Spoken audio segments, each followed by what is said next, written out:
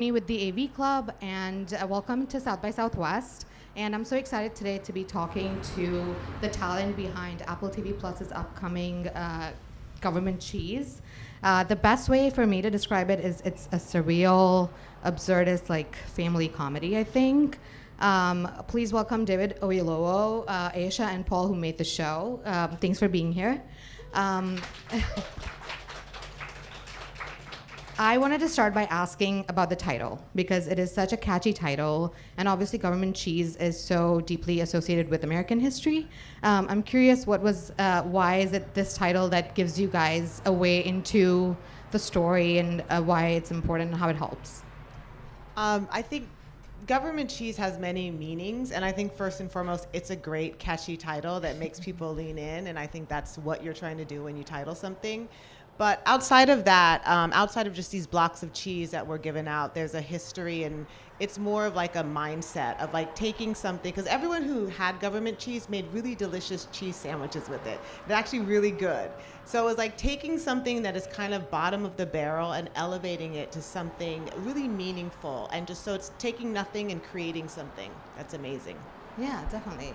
And then I'm curious also why surrealism was such a cool way into understanding who Hampton is as a character, and how y'all balance the tone of, I guess, emotional humor, but also just wacky comedy. Yeah, so Hampton has a special relationship with God, and they have a sort of a battle back and forth. And so that relationship allowed us to go into absurdity and go into interesting visuals, through that type of relationship. Yeah, definitely. And then for you, this show is set in the early 70s, 1969. How did the time period and I guess the set, the fashion, help you get into character? Because the visuals of the show, by the way, are amazing. Really helps you get a sense of the place. It's immersive. How did that help you as an actor? Well, I mean, to have a sense of place is something you're always looking for when you're telling a specific story. And the valley where I live, where Paul lives as well, is a very specific place. But I personally haven't seen our demographic in that place at this time, and so I think that gives it its own uniqueness, especially as we've seen a lot of the 60s as it pertains to black people, but to do with civil rights or to do with racial struggle. But this is a celebration of family, as Paul has already said. It's an existential, spiritual journey for this man and this family as well. And the late 60s, early 70s was, as you say, an incredible time visually speaking. The fashion, the cars, the colors. And so the fact that things we know, i.e. family, the notion of faith, but combined with a time and a place that's so cinematic, and a place and time that is very rarely seen on film, just means that, it's that thing that I'm always looking for. What's the fresh and familiar thing about the thing that we're watching? And so to have all of those things in one show was, one of the reasons I'm so proud of it. Yeah, definitely. And then you're also a producer on the series. To be an actor is one thing because you're so invested, but producer also means you have to do so much more to help. For you, what was it like to navigate both those things together for a 10-episode series versus a movie? Well, this all came about because Paul approached me 6 years ago with a short film script. And I was so taken with the ambition of the short film, and then I was even more invested when I came to find out that I was essentially playing his dad in the show, and this was very evocative of his childhood. And we lovingly made that short film, decided to spin it into a TV show, and his vision for it was very specific. And that's quite a difficult thing to find but hold on to, because shows are very expensive to make, and that means that there are a lot of cooks in the kitchen. And one of the things that I think makes a show stand out is when that vision is stuck to, when that vision remains pure and remains singular. That's when you're watching something that truly feels fresh. And so for me as a producer, one of the things that was very important to me was the preservation of that original intent, which is how we got to the point where we were getting to make a show anyway. But the minute you have more cooks in the kitchen, that becomes tricky. And so, that was one of the main thing I was focused on. Cool. And then, I mean, Paul, like we heard, the show is based on your life. And I think making art out of something that's so personal can lead to a lot of things. For you, was it cathartic to be able to put it all on in a script? Yeah, I was actually, I'm still digesting it. Aisha and I talked a lot about when we were putting it together, when she came on to build the show out. And we went through a lot of sort of, deep questions emotionally about what I was, feeling. And now that it's just sort of out, it feels, I feel lighter, I feel lifted. Yeah, definitely. And then this show balances a lot of, kind of difficult themes. Your character is an ex-con who's out from prison, trying to reconnect with family, trying to make something of himself, despite his worst impulses. These are darker themes. What's it like to bring comedy into something like that and, keep it consistent? Because there's a lot of physical comedy, wacky comedy. How did you guys navigate that? Well, I think all good comedy comes out of a lot of pain and darkness, and I think that's when it's most relatable and the funniest. And I think taking a lot of really, really poignant moments from Paul's life and from his dad's life. I mean, when he sits there and says that we sat in rooms, and I was like, what happened here? I need to see pictures of your dad. And taking those little really pivotal moments, and then you can kind of build around it. But if you keep that crazy thing that happened, and that's, I think, where the absurdity comes from. So while it's dark, it's also what brings you the most laughter and levity in those moments. And I think all of those darker moments, everybody understands they're really universal. Yeah, definitely. And then what is something that you're excited for people to get out of from Government Cheese? Oh, so much. For all of you. Yeah. I think it's about, aspirations and sort of pushing against, roadblocks. And I think, Hampton's character inspires his family to, dream, to push past, where they are, by his goals. And I think, the audience, we want the audience to enjoy, that kind of idea through the show. Mm-hmm. It's also a truly original show.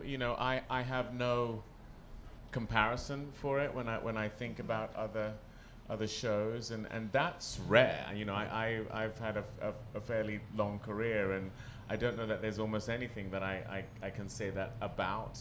And so for an audience to be being presented with something that really feels like it's widening the aperture of what they've seen is something I'm really, really excited to present to the world. I think there's a spirit of doing the impossible, and I think that comes from even Paul's directing style and shooting things that seem impossible to shoot. All the characters are doing things that are seemingly impossible. I think when you walk away from this, you will want to do something that is seemingly impossible. Yeah. And then before we wrap, I have to ask, Hampton in the show comes up with a self-sharpening drill and is very passionate about trying to make it the next big thing and pitches it to everyone. So I have to ask, if Hampton went on Shark Tank, how would he do? Say that again? I didn't hear that. If Hampton went on Shark Tank, how would he do? I think he would actually do pretty well. He's a very, very good salesman. He's very persuasive. He's very charming. And I personally think the self-sharpening drill is actually a pretty incredible it's mind-blowing. Invention. So I think his chances of passing the test would be pretty good. Definitely. Cool. Well, thank you guys so much for your time. I'm so excited for everyone to see the show. And I'm glad that I got to talk to you guys about it. Thank you so much. Thank you. Thank you.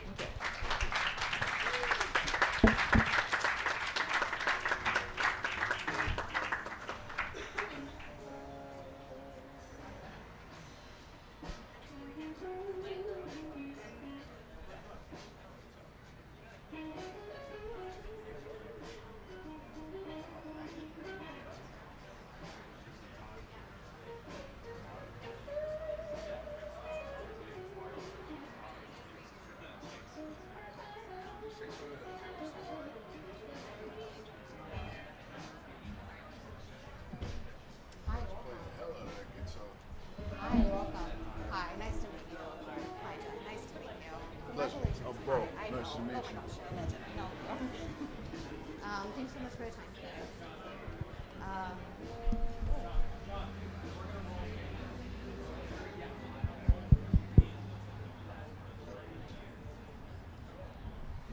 Check one, check two. Perfect. Hi, welcome back. We're still talking government cheese with the stars of the show. Please welcome Jahi, the legendary Bokeem Woodbine, and Evan Ellison. Well, I know we heard so much about the show already, but can each of you tell me what was it about the script and specifically your character that really compelled you and made you want to be part of the show? For me, it was the fact that it was a family dramedy that I had never seen anything like before. You know, I grew up watching a lot of television, honestly, and I had never seen anything like this on TV as a kid that had such a left-of-center approach to telling a story. And specifically my character, the thing that interested me was that he wasn't this stereotypical archetype of troubled black youth, but that he was intelligent and that he did have issues with his family, but they weren't surface level. There was something a lot deeper there to explore, and I had a really great time playing him. Yeah. I play Einstein, Harrison's older brother, and I think what fascinated or interested me about the project was specifically for my character. He's definitely not. I mean, you'll see it in the show. Multiple characters do this, but he's not settling for, I guess, what's expected of him. He's definitely on his own path and is doing what he wants to do. And I feel like, like what Paul and Aisha were saying earlier, it's inspiring to see that play out, and it makes me want to kind of carry that onto my own life. As much as I love Paul and David, and I've grown to love Aisha, I initially turned it down. You know what I'm saying? And it was because there wasn't enough prep time. Like, they told me about it on Thursday, and I was to go on set on Monday. And David he's a beast. He's the boogeyman. Don't let that baby face fool you. He's a monster. And I wasn't trying to get in the ring with a monster with 4 days prep. So I said, nah, no thanks. I'm nobody's punching bag. But, I read this. So I turned it down without even looking at the script. And then I read the script on the plane. I was on my way to New York. I got off the plane, and I told my agent, this script is brilliant. I really want to play this character. It's too bad they didn't, give me enough time. And then my agent says, well, funny you say that. They've decided to give you some time to prep.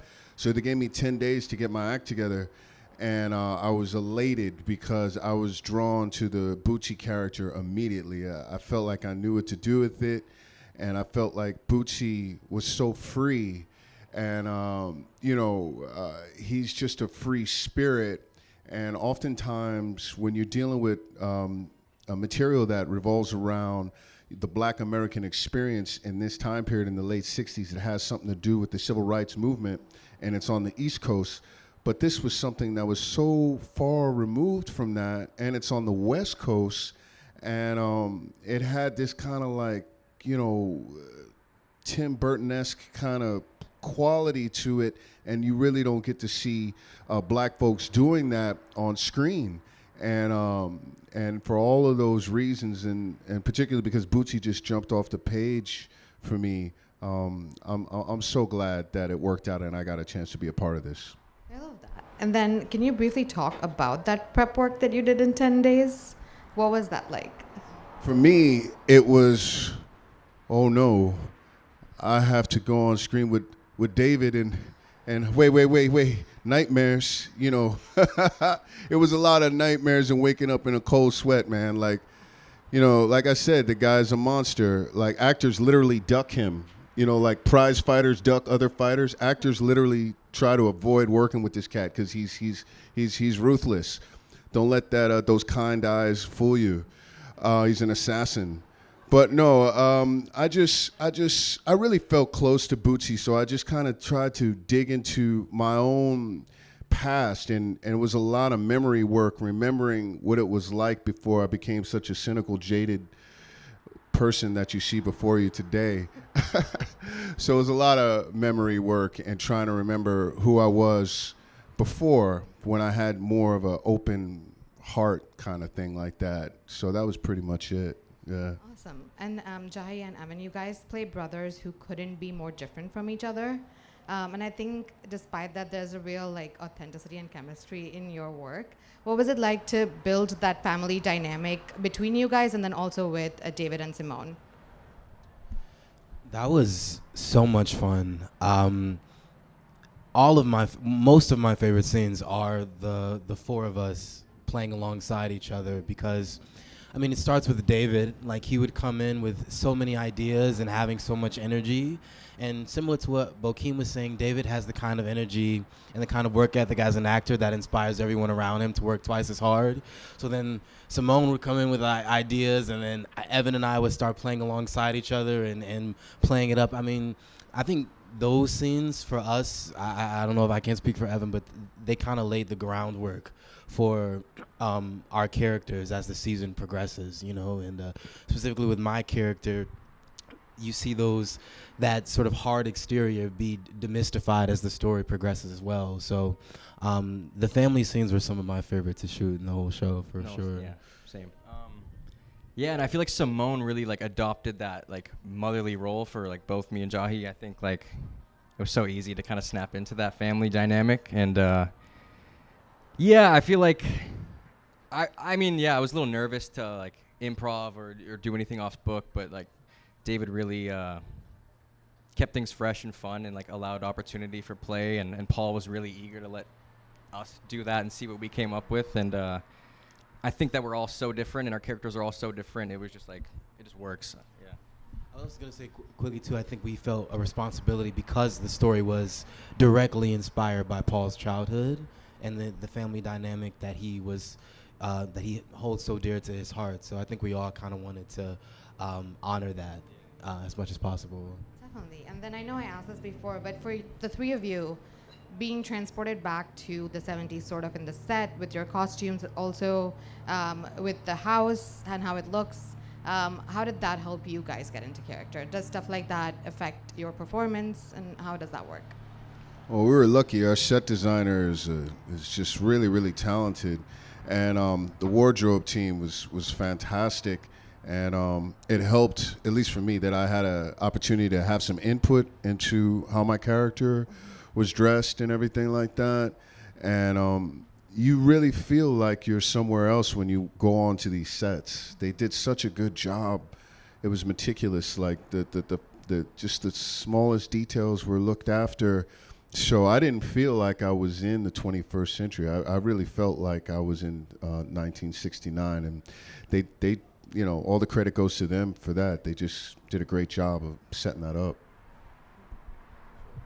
I was it's true. I think it was cool that we included the essence of that time without making like a spectacle of it. Yeah.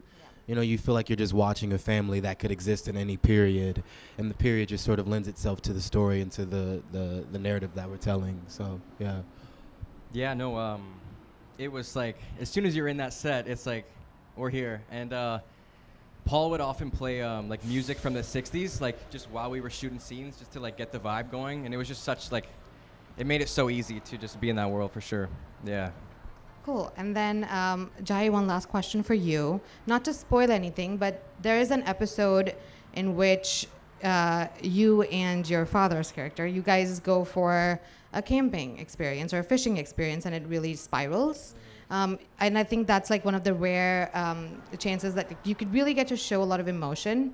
What was that like for you as an actor, and then, you know, balance that again with the comedy and joy of it all?